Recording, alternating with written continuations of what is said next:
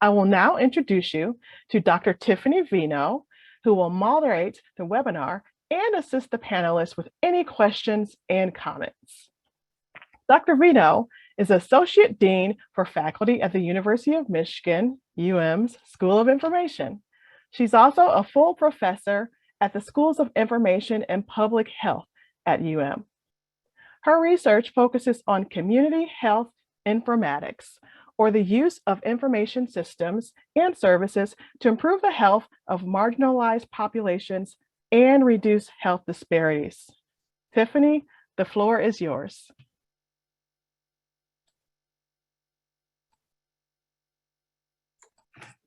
I will now introduce our two speakers for today.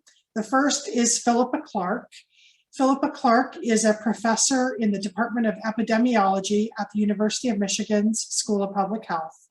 She is also a research professor at the University of Michigan's Institute for Social Research.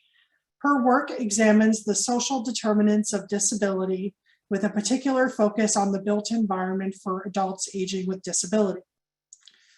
Robin Rontal leads the Center for Health Research and Transformation, or CHARTS, data analytics and consulting projects focused on current healthcare issues and trends, collaborating with local, state, and national organizations on data acquisition and methods. She has focused experience in the area of healthy aging.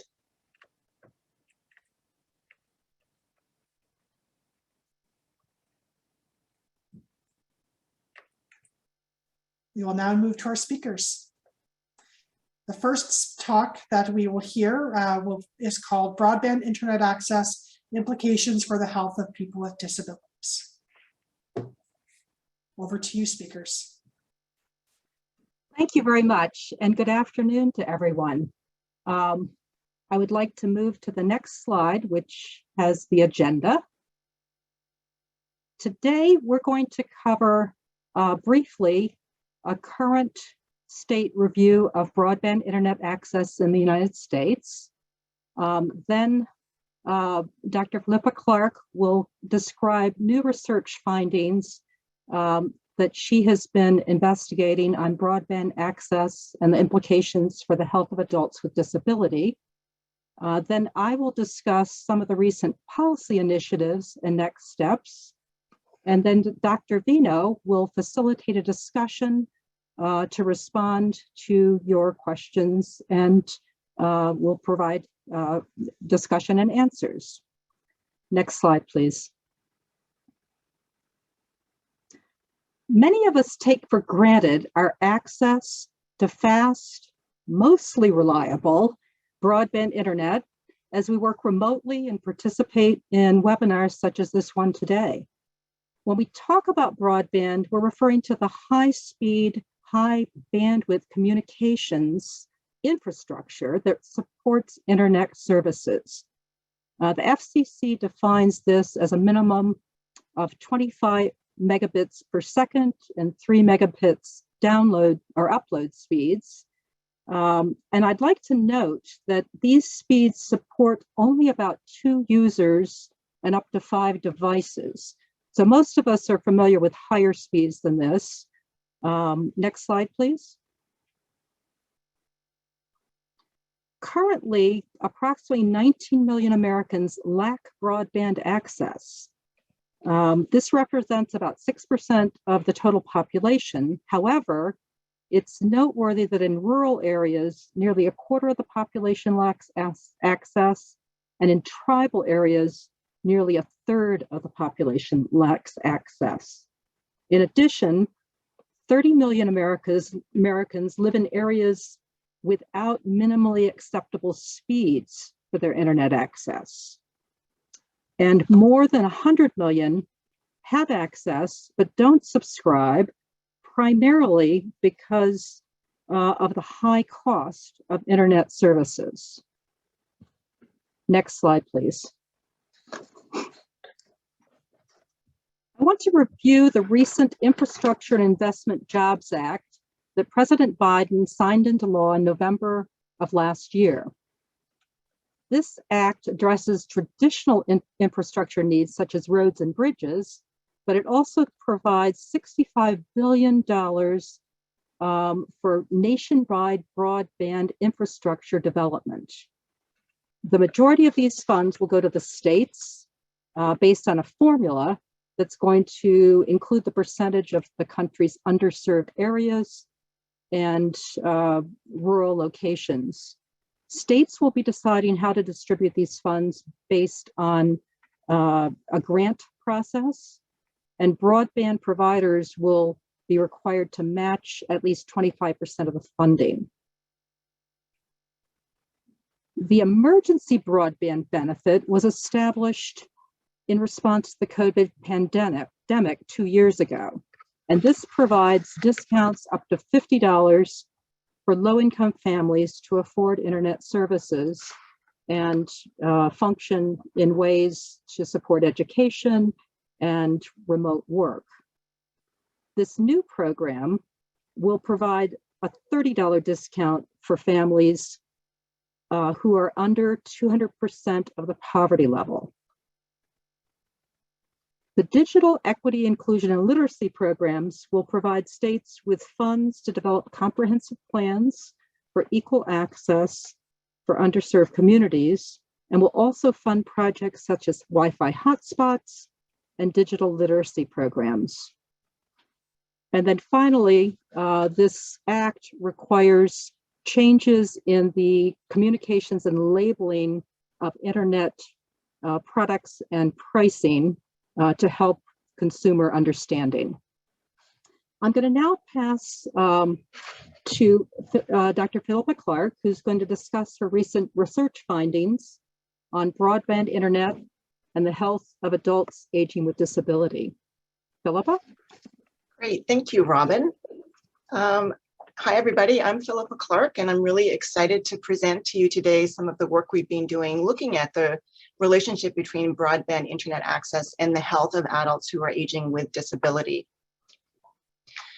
I want to make it clear that this is a kind of a unique population. So due to advances in medical care and other technology, the average age of people living with disability-associated conditions such as cerebral palsy, spinal cord injury, or multiple sclerosis, is increasing. So that really we're seeing tremendous progress in individuals living into older ages with disabilities that they have acquired at birth, in childhood, or before midlife. This is known as aging with disability. But distinct from people who are aging into disability, as they say, who have been living lives without disability and are just getting older, people aging with disability can experience what is called premature aging, which is they're more likely to end up with medical conditions such as hypertension, obesity, heart disease, and diabetes. They're also more likely to experience secondary health conditions that are secondary to their primary disability-associated condition, such as bone loss, fractures, rotator cuff injuries, and pain. So this chart is just a quick overview of some of the differences in the kinds of health problems that people aging with disability experience after the age of 40 compared to those without disability. Data comes from the US Panel Study of Income Dynamics, and you can see that people aging with disability, which are the dark blue lines in this chart, dark blue columns, they are more likely to have a diagnosis of heart disease, high blood pressure, diabetes, arthritis than those aging without disability. Similarly, health behaviors of people aging with disability are often not as good as those who are aging without disability. People aging with disability are more likely to be current smokers, to be sedentary, and to be obese. But the reasons why people aging with disability may not be able to take care of their health as well as those without disability are not just due to individual factors and individual choices. Some of the work by Rimmer and colleagues back in 2004 showed that over half of adults with disability do not engage in physical activity due to barriers in their surrounding social and environment. So things like equipment barriers in recreation facilities, negative attitudes by persons without disabilities, or even inaccessible walking paths and sidewalks. These things create challenges for actually maintaining physical activity and health behaviors when you're aging with a disability. other social determinants of health that can shape the ability to maintain health with aging are things that are playing out across the life course. So these data show the proportion of adults aging with disability who are employed from age 20 up to age 64, again, from the US Panel Study of Income Dynamics. The dark blue line on the bottom are those who are aging with disability, and the lighter blue line on the top who are aging without disability. And you can see that there's a persistent disparity that people aging with disability are repeatedly employed less often than those without disability.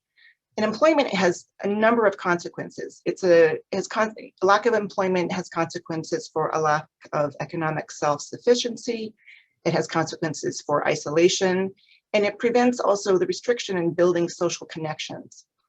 In addition, a lack of regular and reliable employment over adulthood has consequences for income accumulation, again, over adulthood. And here we see a distribution of the annual household income, inflation adjusted to $1979 to reflect the long-term trajectories of the people that were in this study. And that beginning in the 20s, the dark blue line on the bottom, those aging with disability, are experiencing persistently lower levels of annual household income compared to those aging without disability. And that gap just widens over time. So it becomes clear that the factors that are shaping individuals' ability to maintain their health with aging is something that's not just due to their own choices about engaging in health behaviors.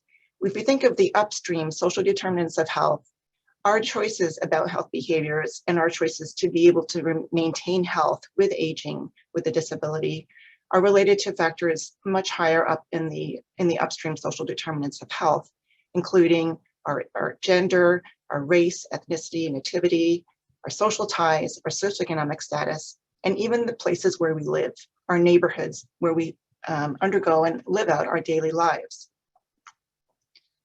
So I like this particular framework to understand disability. It's the World Health Organization's International Classification of Functioning Disability and Health. It's based on a biopsychosocial framework. To consider disability is really a constellation of factors that are interacting together to shape an individual's ability to participate in society. And so an underlying health condition, such as a spinal cord injury, may lead to limitations in body functions and structures, such as muscle function. This can have consequences for one's ability to dress or to walk or to get across the room, but it can also have consequences for participation in society, for employment, and for social participation. But what's important about this model is that it recognizes that these are not predetermined pathways, that factors in the environment and factors within individuals can modify the consequences of impairments in body functions and structures for activity and participation. And here we're talking about those environmental factors that are natural and human-made environments, specifically factors related to the neighborhood environment. And so this work really is consistent with the sociologist Saad Nagy, who said over 50 years ago that disability is not an inherent characteristic of a person, but in fact is a function of the gap that's between a person's capabilities and the demands created by the physical and social environment. So what do we mean by the physical and social environment? The built and physical environment includes those things like public transportation systems, pedestrian amenities, traffic, also amenities like grocery stores and access to healthcare or recreational centers. It also includes the social and economic environments, such as housing affordability. And it includes things like governance and larger term macro policies about ADA compliance and transition plans, as well as broadband internet availability.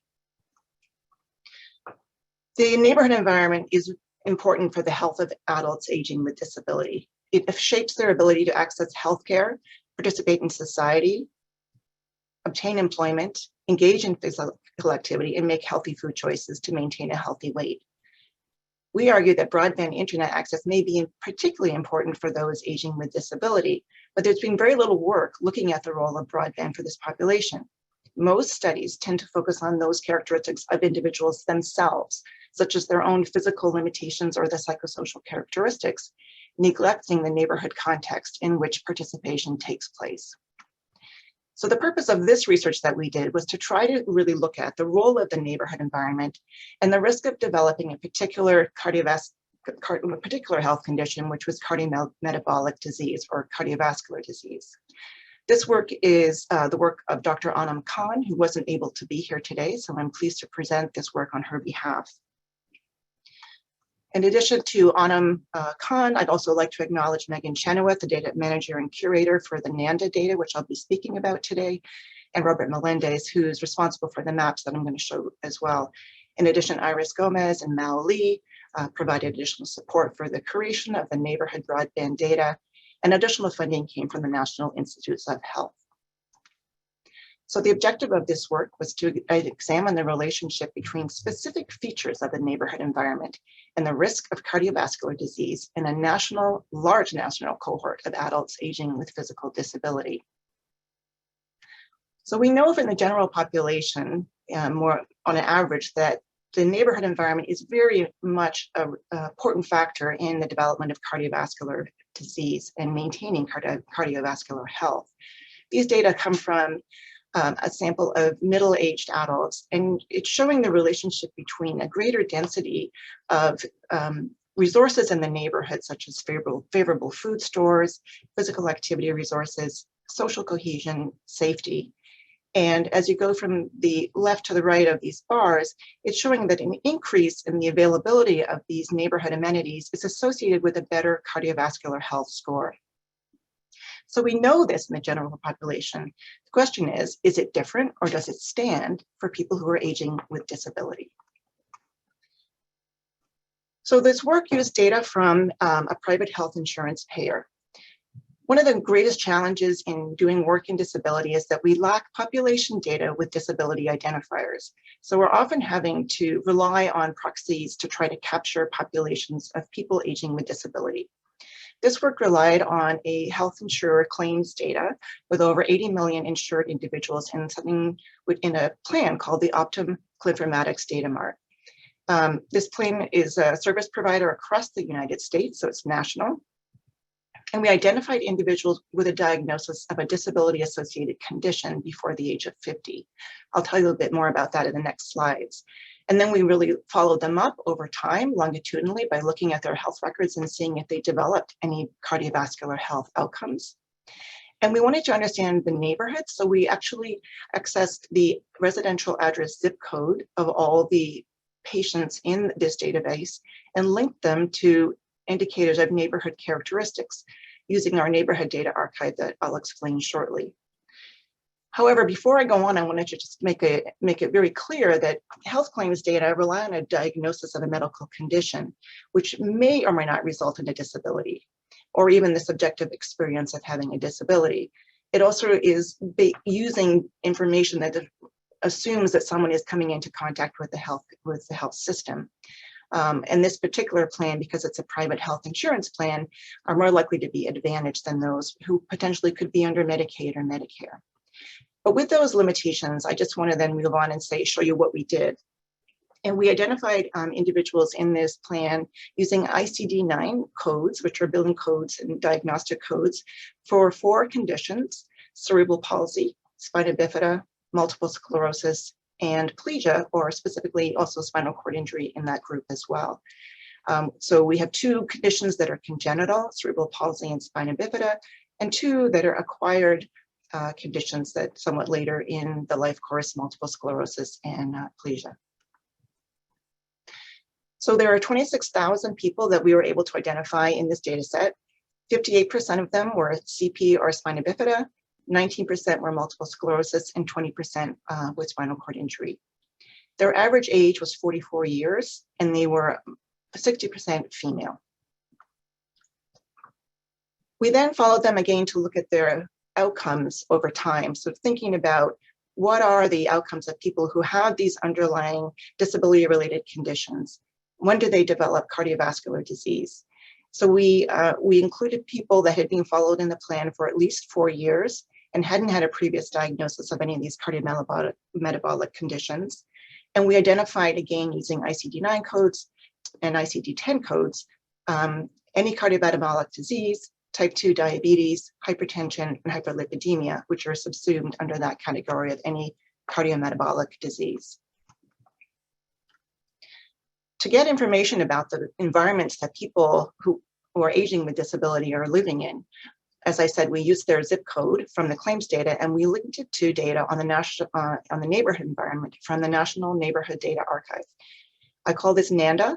Something we're really proud of. It's a publicly available data resource hosted through Open ICPSR that has multiple measures of the neighborhood built and social environment at different levels of spatial scale. So different definitions of what a neighborhood is. There's really no definition of a neighborhood. So these are different proxies that can range in area from the census tract to the county, or for data that only has zip code, which is what we're using here, we have to rely on something called the zip code tabulation area. Since zip codes are really just postal routes, they don't capture a space. So these are converted to zip code tabulation areas through a crosswalk that's provided by the United States Census. And then information in that crosswalk is available through our NANDA link. So we wanted to capture features of the built environment that were potentially related to cardiovascular health. So broadband was the number of fixed residential connections per 1,000 households, data coming from the FCC from 2014 to 2020. We captured information on the density of healthcare resources, recreational centers, grocery stores, and other amenities using data from the National Establishment Time Series data. This is a longitudinal database that is aggregated in NANDA to create measures of the count or the proportion or the percentage of these amenities in different neighborhoods. We also have a measure of the density of public parks per 1,000 population and the density of public transit stops per 1,000 population. So we linked these all to the medical claims data that we had based on the zip code of residents over time. But there's also things in an environment that are not so good for health, such as things like the density of liquor, tobacco, and convenience stores, and the density of fast food restaurants, which we also then brought into this analysis. And then we included other measures which weren't necessarily measures of built environment. It's more of the social environment, measures of concentrated socioeconomic disadvantage, as well as its inverse, which is the concentrated social capital or neighborhood affluent. The analysis we did was a Cox proportional hazards model with a series of models that are adjusted for age, sex, and the number of underlying comorbid health conditions that these people have, as well as these underlying social factors in the neighborhood, such as affluence, disadvantage, and population density. And because we have multiple participants that are nested within zip code tabulation areas, we adjust for the clustering of this in our models as well. So I'm going to show you some of our results. The incidence of cardiometabolic disease over the 3 years of follow-up that we had in this population was relatively high. 40% of people developed a diagnosis of any cardiometabolic disease. 10% of this was diabetes, 23% developed hypertension, and 15% developed high cholesterol or hyperlipidemia. This graph shows the relationship between the neighborhood features of the built environment in those neighborhoods where people are living and the incidence of any cardiovascular disease. What this graph shows you are the hazard ratios that are related to living in an area with a higher density of these neighborhood characteristics and the development of cardiovascular disease in the 3-year period of follow-up that we followed them. Anything to the left of the orange line, so hazard ratios that are less than 1, show a protective effect, whereas bars that extend on beyond 1 show a risk. So you can see that broadband internet access, living in a neighborhood with a higher density of broadband connections, is associated with a lower risk of cardiovascular disease in this 3-year period than living in an area with fewer broadband connections. In fact, it's a 12% reduction in risk net of all the other neighborhood characteristics and the individual factors as well. Some of the other things that were beneficial for cardiovascular health were public transit and rec centers, which were all associated with a over 10% relative reduction in risk over the 3-year follow-up period. Neighborhood disadvantage was associated with a 10% increase in risk. So living in an area with a greater density of socioeconomic disadvantage was associated with greater risk than those living in areas with lower density. And interesting, access to health care or proximity to a greater density of healthcare resources was not related to the incidence of cardiovascular disease in this 3-year follow-up period. The results are even more striking for diabetes, even more pronounced, where many of those factors on the left side of the orange bar, so hazard ratios less than 1, actually fall even below 0.7. So for broadband, living in an area with greater broadband connections is associated with 31% relative reduction in risk compared to living in an area with a low density of those connections. Public transit, access to recreational centers and parks is also associated with a reduced risk. Interesting, grocery stores, a greater density of grocery stores is associated with a higher risk of developing diabetes, perhaps because it's access to food that may not necessarily, although it access to healthy food, there could be unhealthy food options as well, which is one of the risk factors for diabetes. So the implications for this, let's think about this. We show that broadband internet access is important for cardiovascular health amongst those who are aging with disability, anywhere from a 12 to 31% reduction in risk when you're living in a high broadband versus low broadband area. There's also an importance for things like recreational establishments and parks to maintain health. So giving people access, making sure they have access to opportunities for physical activity and sharing information is important for maintaining health with aging with disability. Healthcare resources were not independently associated with cardiometabolic disease, and health harming features such as liquor stores and tobacco stores were also not associated. So why does internet access matter for the health of adults aging with disability? Well, there's many reasons, and we don't know really what the reasons are. This would take further work, and it's really our next steps to try to understand the reasons through qualitative interviews or other mechanisms to try to see why does broadband matter. But some of the reasons could be access to telehealth, access to groceries and ordering online, just simply access to information about where to find healthy food, where to exercise, where to be engaged with people, where to find health information, as well as employment and just simply social connections. These things can all play a role in lowering disease risk for those aging with disability. But if we think about the importance of broadband, who has it? Which neighborhoods in the United States have broadband internet access? So as Robin said, despite the assumptions of widespread access, broadband internet is really not equally distributed across America's communities. And there's been a growth of research recently to try to visually understand how this distribution is unequal.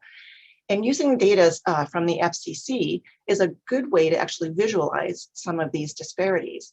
The FCC twice a year requires the internet service providers report on Form 477 services at speeds exceeding 200 kilobytes per second in at least one direction. And they provide these lists at the census blocks, which are small levels of geography, very small levels, and in which they can or do offer service to at least one location.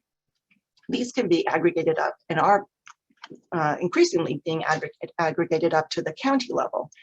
So this is an example of one of these maps, which shows that there is a lot of heterogeneity in the percentage of households with broadband of any type. The darker color is reflecting greater density, greater percentage of households with access. But also you see that the lighter color means that there are many households that don't have broadband of any type. Again, these are counties across the United States. More recently, Microsoft has also gone into the game and provided some data that can be mapped at the county level. Here we see that these dark blue areas are counties where less than 15% of households have access to the minimum broadband speed of 25 megabits per second. However, county level data is often not enough to understand neighborhood, what people are really experiencing in their neighborhood in terms of broadband access. So if we zoom in a little bit, we can pull on data from NANDA, our Neighborhood Data Archive, to look at broadband internet availability by census tract. I'm looking at Michigan here, and you can see that the county level data completely miss a lot of the differences in the inequality in access to high speed broadband internet in these different census tract neighborhoods. Now, these are only at 10 megabits per second, which is well below even the minimum required standard, but you can see that there's quite a bit of heterogeneity in what people have access to across Michigan. If we zoom in deeper here, even to the county of Wayne, you can see that there's a lot of disparity in access to broadband internet in the city of Detroit, where there are very few census tracts with that are red that reflect a greater number of residential fixed connections at this speed. So I'm going to just leave that with you, and we're going to move on to talking about the policy implications. But I just want to remind everyone again to think about that fact that disability is the expression of a physical or a mental limitation in a social context. And I'll close with this quote by Hugh Herr, that a person can never be broken.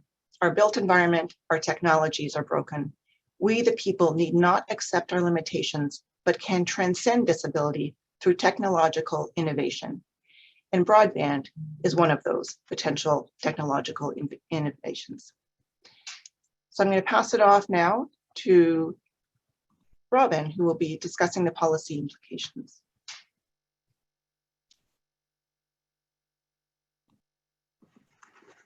Thank you, Philippa. I'm just going to highlight that there are many policy impacts related to broadband internet access for individuals with disabilities in particular. I'm going to focus primarily on access to telehealth services and touch briefly on employment and caregiver support. First, for telehealth, I want to identify the definition of telehealth, and there are various definitions. For this review, I'm focusing primarily on telehealth as a two-way communication that does include telephonic communication that enables the provision of clinical healthcare services with a strong preference for audio-video communication due to the better outcomes associated with that. During the COVID pandemic, telehealth has become an essential form of health service delivery.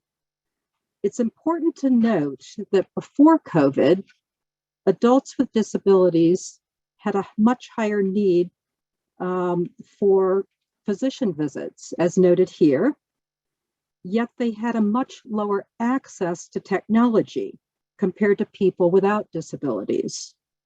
This has impacted their ability to receive services these last couple years, and some of the findings subsequently reflect on this. I also wanted to highlight some issues related to affordability and racial disparity. As noted earlier, affordability is a key factor in internet access. For people with disabilities, the percent living at or below the poverty line is more than twice that of people without disabilities, almost 26% in 2019. And for African Americans with disability, this is even more of a significant barrier, with 40% living below the poverty line.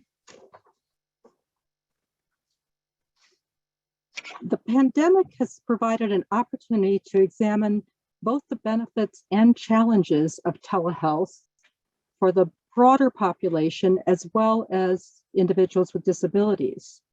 The benefits, as I've highlighted here, include the reducing the need for transportation, which has been a long-standing issue and a major factor in social determinants of health for this population. Access to telehealth obviates the need for transportation for many services.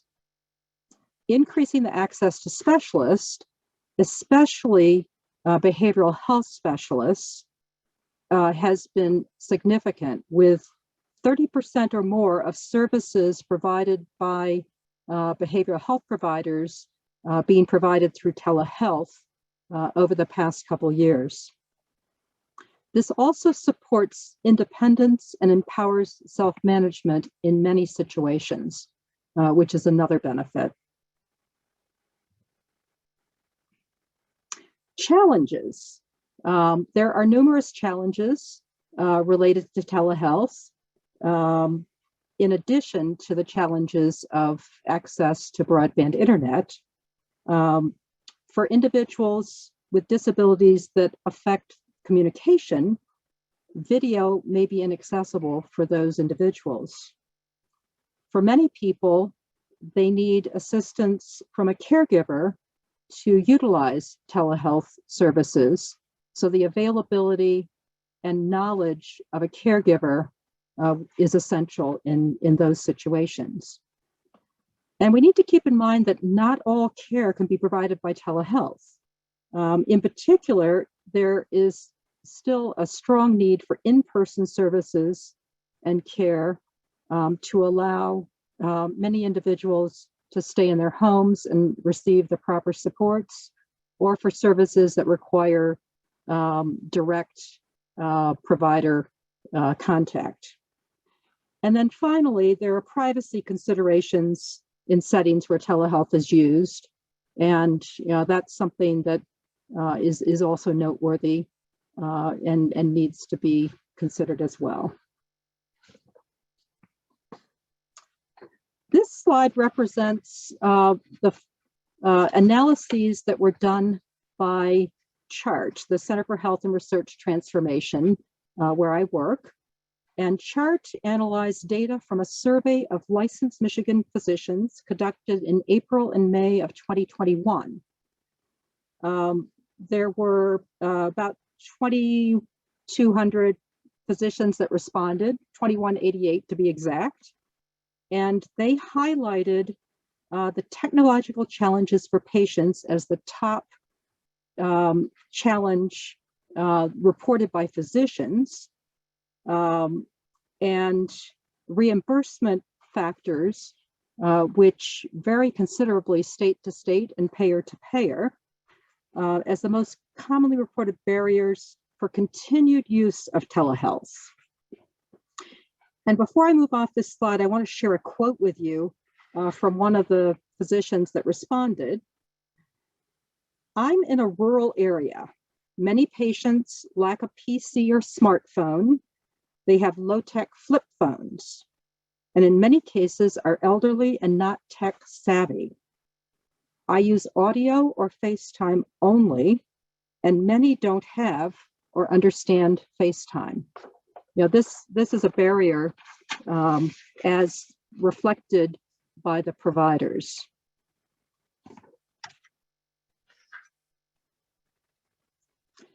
During the first year of COVID, there was wide variation in the rate of telehealth across states. This reflects the Medicare population, with the highest use being in the Northeast and the lowest being the South and the Central North states. These differences are largely due to differences in state regulations for telehealth, provider acceptance, and also internet access, as we've been discussing. Looking at this same data, within the Medicare population, younger beneficiaries with disabilities, often dual Medicaid, Medicare beneficiaries, had higher rates of visits, which is good. However, keep in mind that this group also has a higher need for services pre-COVID.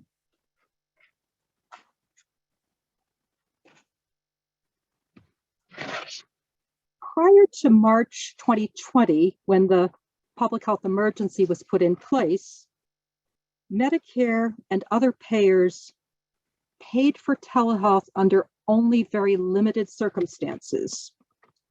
It was often restricted to rural and professional shortage areas and established patients and very limited types of providers. With the public health emergency, to allow for continued provision of health care in a safe manner, the federal government removed many restrictions for the Medicare program. This included location, delivery modalities, such as audio only and remote monitoring, expanding the number and types of eligible providers, expanding the reimbursable services and paying for these services more than had been paid in the past, adding non-medical services such as home and community-based service assessments, wheelchair education, and so on, allowing providers to cross state boundaries, and reducing or waiving cost sharing. The COVID pandemic has created an urgent need for telehealth, and it is very likely that telehealth will be here to stay. I do want you to keep in mind that programs such as Medicaid and commercial insurance are defined and monitored at the state level for the policy and reimbursement arrangements, and that Medicare policy is governed at the federal level. So the steps that are being taken are occurring at both state and federal level to maintain changes that have been put in place with the public health emergency. I also want to talk briefly about employment and then caregiver policy items. With employment, the pandemic has impacted the employment of people with disabilities more severely than those without disabilities. And you can see the statistics here. A loss of employment by 20% versus 14% for those without disabilities. And past trends indicate that the rate of job recovery will also be slower. Access and affordability for internet services is a major factor in job recovery and the ability to work remotely. For caregivers, there is much evidence that caregivers benefit greatly from broadband internet access. There's been a lot of study of the educational benefits, but also interaction with other caregivers.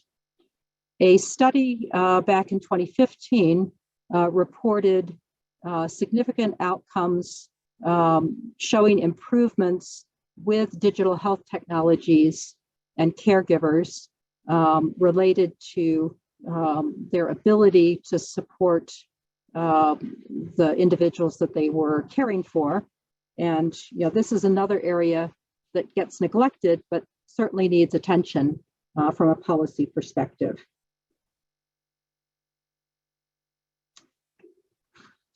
In closing, I wanted to stress that in advancing health equity and other benefits of technological innovation, we need to assure that we don't leave those living with disabilities behind and that we include their voices in the decision-making process. While the influx of dollars from the Infrastructure Act will jumpstart continued policy and support, will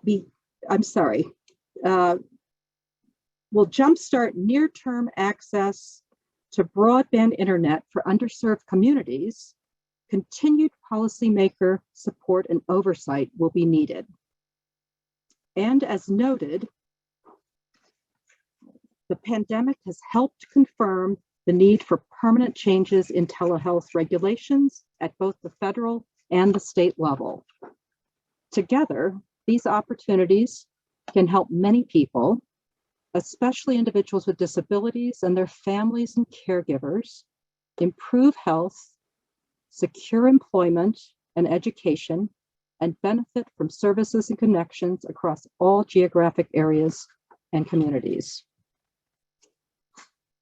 Philip and I have provided various references that you can access when you receive these slides, and our contact information as well. We'd be happy for you to contact us.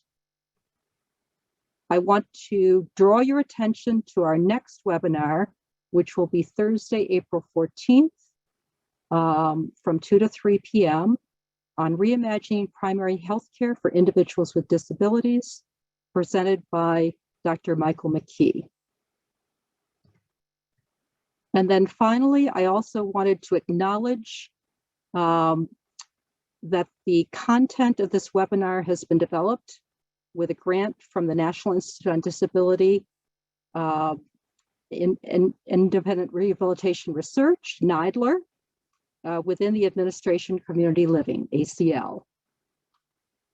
And that the contents of this webinar do not necessarily represent the policy of these organizations. And I'm going to pass this to Dr. Vino to respond to your questions. Thanks very much. So for your questions, I want to just ask you to please type in your questions using the Q&A box on the bottom of your Zoom window. If you must use your audio, please click the hand icon at the bottom of your Zoom window to raise your hand, which lets us know that you'd like to speak. Someone will unmute you to ask your question if that's the case, and a prompt might appear to ask you to unmute yourself. This action will temporarily turn on your microphone so you can ask your question. Okay, so I will start off with a question from me. This is a question for Philippa. So some of the built environment issues that you talked about, like recreation center density and grocery store density, and definitely broadband internet access, tends to be concentrated in rural, in urban or suburban areas, outside of high poverty areas. Do you have any thoughts about an interaction between your analyses and rurality? For example, do these neighborhood characteristics help to explain rural health disparities in cardiovascular health, or perhaps in cardiovascular mortality, in your opinion? Thanks, Tiffany. Yeah, that's a good question. And it's something that comes up often in this kind of work. And just to clarify, we did adjust for population density in our models to try exactly to get around, to try and address that. But it is true that there is, potentially a different piece about rural versus urban. I do think that it's important to think about trying to find specific data that would better capture the challenges in rural areas, because I think the Optum data really is clustered in urban areas. So I don't know if we had the ability to kind of look at the differences by rural urban status, but I think it's a really important area for further research. Thank you. Very interesting work. So the first question from the audience is, to what extent do you think the relationship between broadband and health of disabled people found in this work represents an ecologic effect? Thanks, Kara. So great to have you on the broadband webinar. So good to hear you here.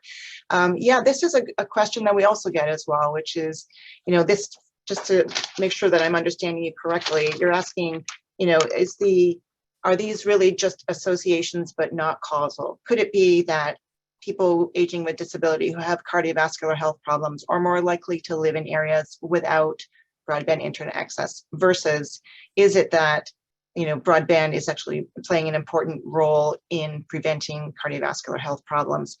I think this is the limitation of any kind of neighborhood research. We don't know really if there's a true causal effect, but I do think this analysis tries to be a little bit more rigorous in that it's looking kind of prospectively at access to these resources and then subsequent incident conditions. But it's a really good methodological question that services a lot. And I think we need to do more to try and look at more of the causal relationship. And I think qualitative research is one of those avenues that we could really find out by asking people aging with disability, what is the role of broadband for you? How challenging is it? And what impact does it have on your health? Okay. And another question from a different person. Why do you think access/concentration to grocery stores lowered cardiovascular health? What could this be captured? Yeah, this was interesting for us as well. And I think there was another question by Stephanie who also noted that it just could be that an area with a higher density of grocery stores is also just a more dense urban development area, and that could actually come with additional features that add to the risk of cardiovascular health. So it could be more access to, polluting sites or more traffic or things that could also be causing a risk, or they're just simply because you're in a more densely populated area. So again, these are things that are important to think about, and then kind of teasing out like what are the individual effects and different roles of these different features. We tried to do that as best we could by looking at multiple different features, but yeah, further research to really dig into that and find out more. One thing I was thinking about around that also is that many of the larger grocery stores are located quite near highways at this point. And so definitely when you're talking about traffic and air pollution, certainly there's a documented relationship between air pollution and cardiovascular disease. Another person has asked, what is the implication of healthcare in an area being neutral to negative on a neighborhood? So we found, that proximity to healthcare, having more healthcare resources was not associated. And there are two things I can say about that. I think this is looking at prevention of a cardiovascular event, which is not so much accessing healthcare that's important for that. It's really preventing things like the risk factors for a cardiovascular event, which are more likely to be located in the neighborhood context. So being able to access healthy food, being able to engage in physical activity, those things are preventive. And so it's sort of getting at what are the resources in the neighborhood that actually are important for preventing disease, so before you even have to access healthcare. So these are really sort of upstream preventive measures, I think. Okay, somebody who hasn't asked a question yet has asked, access to broadband in rural areas is one step. Is there any discussion to access to technology so people with disabilities in rural areas likely to have economic barriers can access the internet? It's tough to get on the internet superhighway without a vehicle. Perhaps this is premature since we want to focus on getting broadband out first. So this might be a question for Robin. Yes, I can jump in here. And this is very relevant because, the Infrastructure Act is going to support a contribution to the cost of internet service once it's available for people in rural areas or other areas without the infrastructure. However, there is still all the other aspects of access, which include access to a computer, a smartphone, and so on. So it's not as simple as just supplying, as you indicate, the superhighway without the vehicle. I think that is why there's going to need to be continued review and support from policymakers to truly make this equitable and accessible to all people, like our phone service is and has been for years and years, particularly back in the days of the landline.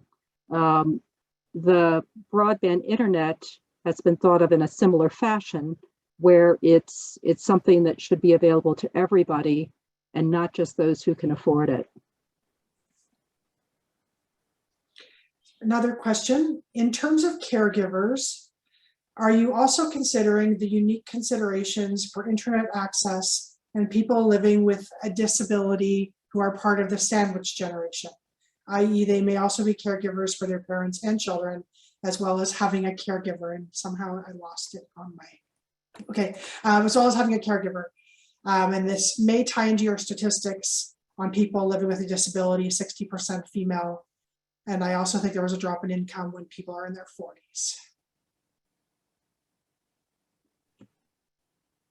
So sandwich generation. I can respond to this. Sure. Yeah, I can respond to this and answer yes. When you're talking about caregivers, we're talking about informal caregivers largely, who are often family members, but in many cases may be friends or other support people who are available to the individual in need of caregiving. So the sandwich generation is a major factor because of all the stressors involved. And what we found through some other research that we've done that looks at caregiver stress is that this is one of the major factors for stress and ability to provide appropriate services to the individual in need, and that it's amplified when those individuals are also low income and don't have access to services to provide education and support and connections with other people to allow them to maintain lower levels of stress and provide the care that's needed. So it compounds upon itself.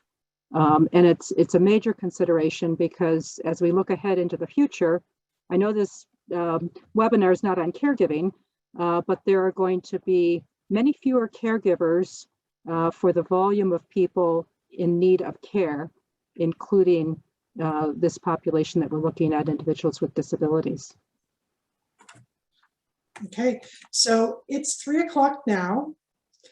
So we will be wrapping up shortly, but wanted to end with stressing how important this question is with respect to neighborhood environment and aging with a disability when we look at these kinds of health outcomes.